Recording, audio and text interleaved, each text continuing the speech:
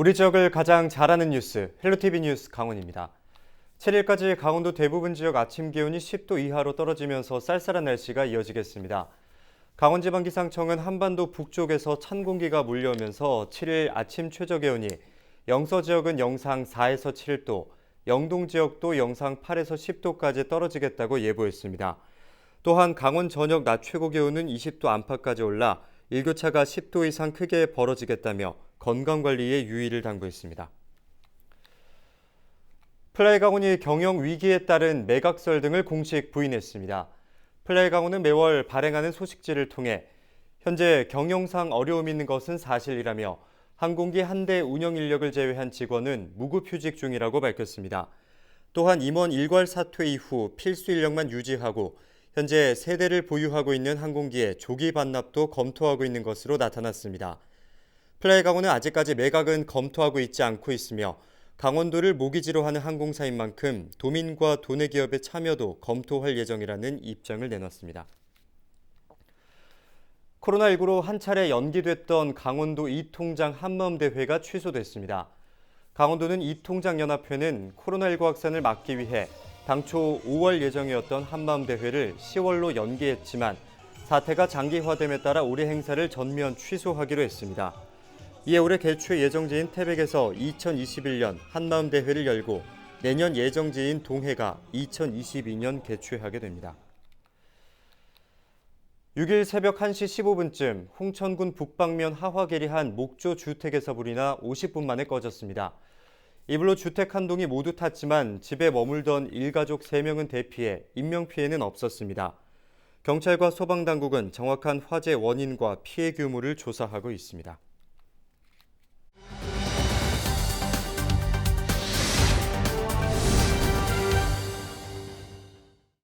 네, 아직까지 행정에서 사용하는 정책 용어들 중에는 영문 표현과 줄임말이 많습니다.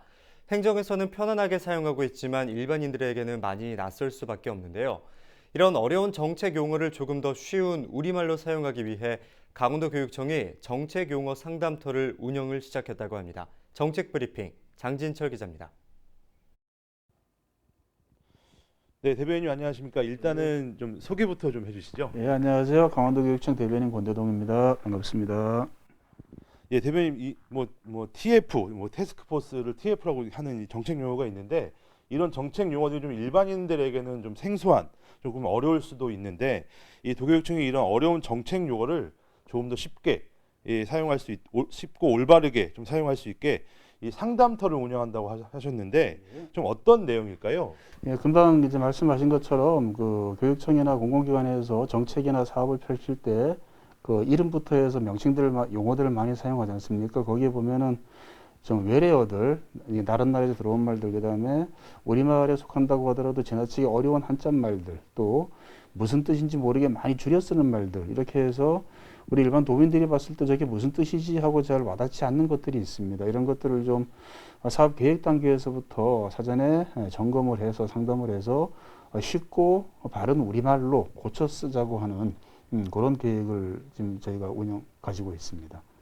예, 그 제가 좀 이 내용을 좀 이렇게 봤는데 이 새로운 정책 용어에만 좀 이렇게 한정적으로 상담을 해주신다고 하는데 기존 정책 용어를 좀 빼신 이유가 좀 있을까요? 뭐 뺐다기보다는요, 기존에 이제 사업 명칭으로 굳어져서 이미 쓰이고 있는 것들은 바꾸는 데는 좀 물리적으로 한계가 있습니다. 어려운 점들이 있고요. 그래서 지금까지 좀 잘못돼 있던 것들을 반성하고 반성하는 차원에서 앞으로는 좀 새롭게 다시 만들어보자, 좀 올바르고 쉬운 우리말로 써보자라고 하는 취지이고요. 반드시 뺀 것은 아니고 과거에 이미 쓰였던 것들 중에서도 고칠 수 있는 것들은 최대한 찾아서 쉬운 우리말로 고쳐나가는 일을 꾸준히 해나갈 계획입니다. 예, 그 도교육청이 지난 3월이죠. 그 국어 바르게 쓰기 조례를 제정했습니다. 예, 이 조례가 이번 상담토에 어떻게 주춧돌 역할을 좀 하는 것 같은데 이 조례는 좀 어떤 내용이 담겨 있을까요? 예, 도교육청 국어 바르게 쓰기 조례에는 일단 뭐 도교육청의 국어 정책을 총괄하는 국어 책임관을 지정을 하게 되어 있고요. 그 국어 책임관의 총괄 아래 방금 전에 말씀드린 것처럼 각 그 사업이나 정책 용어들 이런 것들을 쉽고 올바른 우리말로 사용할 수 있도록 하는 작업들, 그다음에 그 전체적으로 이제 교직원들을 상대로 우리말 바로 쓰기에 대한 교육을 실시하는 것들, 거기에다가 우리 지역말 사투리를 좀 보존하는 것들, 이런 것들까지 조례에 규정을 하고 있습니다.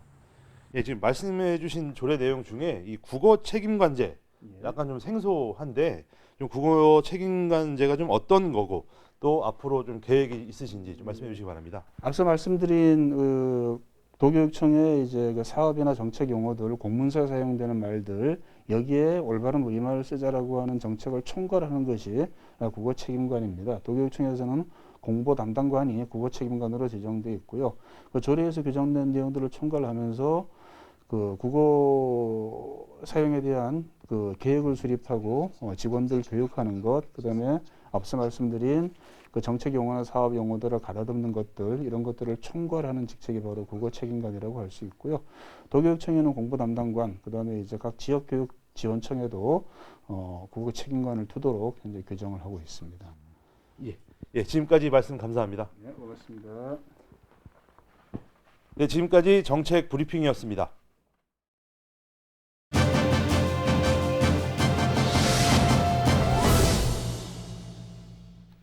이슈앤피플 시간입니다. 강원도 혁신도시 내 공공기관의 취업을 희망하는 지역 인재들을 위해 공공기관 취업전담 코디네이터제가 운영됩니다. 강원도와 강원도 혁신도시 발전지원센터가 매주 목요일마다 원주 고용복지 플러스 센터에서 진행을 한다고 하는데요. 강원도 혁신도시 발전지원센터 연결해서 조금 더 자세하게 알아보겠습니다. 원유식 주인님, 안녕하십니까? 네, 오늘은 8일부터 강원혁신도시 공공기관 취업전담 코디네이터제가 운영된다고 들었습니다. 조금은 생소한데 설명을 좀 해주실까요? 네, 그 취업 전담 코디네이터 사업은 강원도 혁신도시 내 이전 공공기관으로 취업을 희망하는 지역 인재를 돕기 위해 강원도 혁신도시발전지원센터에서 운영하는 사업입니다. 코디네이터 사업 안에는 1대1로 맞춤형 컨설팅을 진행하는 상담창구 컨설팅이 있고요. 방문하여 1대 다로 정보를 제공하는 찾아가는 컨설팅이 있습니다. 그리고 대면 상담이 어렵거나 불가능한 지역 인재를 위한 온라인 컨설팅도 진행하고 있습니다. 그리고 추가적으로 저희 이제 이전 공공기관으로 취업을 희망하는 그 지역 인재를 위해서 취업 관련 창구 서적을 무상 대여 서비스하고 있습니다. 네, 취업 전담 코디네이터제가 도내 많은 구직자들에게 희소식이 될 것 같은데요. 그렇다면 어떤 정보들을 제공받을 수 있습니까? 이전 공공기관으로 취업을 준비하는 지역 인재는 다음과 같은 도움을 받을 수 있습니다. 첫 번째, 목표 설정부터 시작하게 됩니다. 그리고 두 번째, 목표 설정 후에는 서류 합격 요건을 갖추기 위해 기관별, 직무별 필수 자격증이나 어학 성적 등 꼭 필요한 준비 과정에 대한 컨설팅이 이루어지게 됩니다. 준비 과정이 선행되면 세 번째, 가점 항목에 대한 준비와 자기소개서를 포함한 입사 지원서 작성을 진행하게 됩니다. 그리고 네 번째로는 NCS 기반 직업 기초 능력과 직무 시험, 인성 검사를 같이 준비하게 되며 마지막으로는 면접 전형까지 컨설팅하고 있습니다. 이 과정들 안에서 같은 목표를 가진 지역 인재들 간에 스터디 그룹을 설정 운영하여 윈윈할 수 있도록 지원할 예정입니다. 구직난 속에서 이 공공기관은 꿈의 직장 중 한 곳이라서 상담 신청이 상당히 많을 것 같습니다. 신청 방법과 지원 대상도 알려주실까요? 네, 지원 대상은 좀 간단한데요. 저희 강원 혁신도시 내에 10단계 이전 공공기관이 있습니다. 예. 거기를 이제 취업을 희망하는 지역 인재라고 보시면 될 것 같습니다. 서비스 신청 방법은 첫 번째, 유선을 통한 방법이 있고요. 두 번째, 카카오톡 오픈톡을 통한 방법이 있습니다. 유선 혹은 카카오톡 오픈톡으로 연락 주시면 대면 상담이 가능한 지역 인재는 상담 일정을 잡아 대면 상담을 진행하게 되고, 대면 상담이 제한되는 지역 인재는 찾아가는 컨설팅이나 온라인 컨설팅으로 진행하게 됩니다. 그동안 도내 구직자들은 정보를 얻는데 상대적으로 어려움이 상당히 많았는데 이후에 찾아가는 컨설팅도 계획하고 있으시다고요? 네, 그 원주 상담 창구로 방문이 힘든 지역 인재를 위해서 찾아가는 서비스를 실시한다고 보시면 됩니다. 상담 창구는 제 1대1 개인별 맞춤형 컨설팅인 반면 찾아가는 컨설팅은 공공기관별 특징, 채용 기준, 채용 일정 등을 1대 다로 안내해주는 컨설팅입니다. 찾아가는 컨설팅 이후에는 온라인 컨설팅으로 자연스럽게 이어지며 정보 제공 및 컨설팅의 취업 지원 서비스를 계획하고 있습니다. 찾아가는 컨설팅은 취업 지원 전문기관이나 대학교 등에서 신청 가능하고 월 1회를 목표로 하고 있습니다.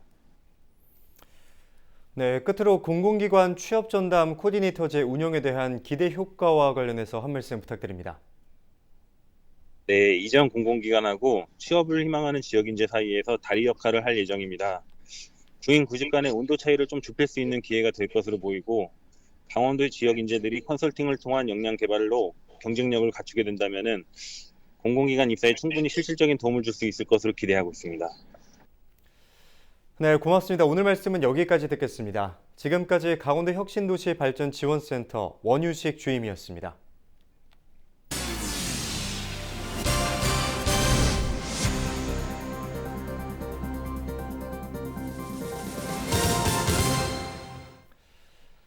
설악산 오색 케이블카 사업이 원주지방환경청의 환경영향평가 부동의로 중단된 지 1년이 지났습니다.